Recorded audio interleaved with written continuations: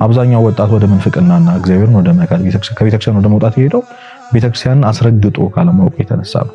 ስለዚህ ይሄ ትውልድ ለዚህ ቅድም ላልናቸው ብዙ በሽታዎች ወይም ደግሞ የታመመው ትውልድ እንዲባል ያደረገው የቤተክርስቲያን ዕውቀት በውስጡ ስለሌለ፣ በቤት ውስጥ ስለሌለ፣ የማወቅን ፍላጎት ስለሌለ። ስለዚህ መሰረታዊ የሆኑ ነገሮችን ማወቅ ያስፈልጋል። እኔ ኦርቶዶክስ የሆንኩት ለምንድን ነው? ምን የተለየ ነገር ኖሯት ነው? እዚህ ምድር ውስጥ ካሉት ሃይማኖቶች ሁሉ እዚህ ሃይማኖት ላይ ተጠብቄ መኖሬ የሚያድን ነው ያልኩበት ምክንያት ምንድነው ብዬ ራሴን መጠየቅ አለብኝ። ስለዚህ ያንን ራሳችንን እየጠየቅን ቤተክርስቲያንን ከልቤ ላውቅ ይገባል። ፈርዘር ጠልቄ እንኳን እንደ ሊቃውንቱ ባላውቃት መሰረታዊ የሆነውን የቤተክርስቲያን ዕውቀት ማወቅ በጣም ተገቢ ነው።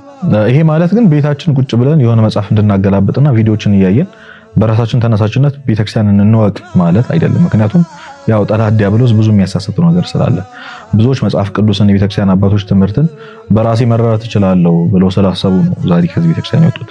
ስለዚህ ምን ላድርግ ካላችሁ ቤተክርስቲያን ወጣቶችን ለማስተማር ምዕመናን ለማስተማር ያስቀመጠቻቸው ብዙ መዋቅሮች አሉ።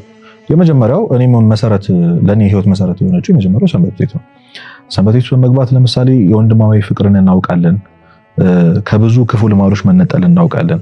ቤተክርስቲያን ወንጌልን በትክክል እንማራለን። የቤተክርስቲያን ትምህርትን መሰረታዊ የሆነ ትምህርትን በደንብ እንድናውቅ ትረዳናለች።